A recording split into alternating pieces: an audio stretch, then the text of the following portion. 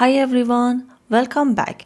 Today we are going to talk about something that confused a lot of beginners, the difference between double equals and triple equals in JavaScript. Let's look at a simple login example. Imagine you are making a login form.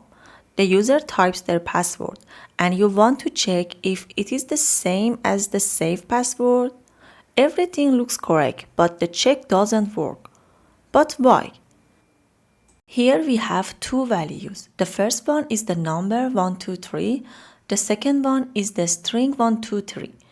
Now let's check them with double equals. The result is true, even though the type of first value is number and the second value is a string. But now let's try triple equals. This time the result is false. But why? As you see here, double equals only cares if the value look the same.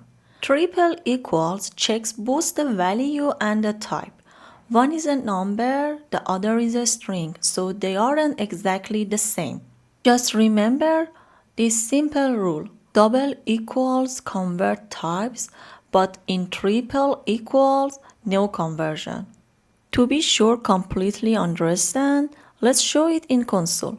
For instance, number 4 double equals to a string 4 is true, but number 4 triple equals to a string 4 is false.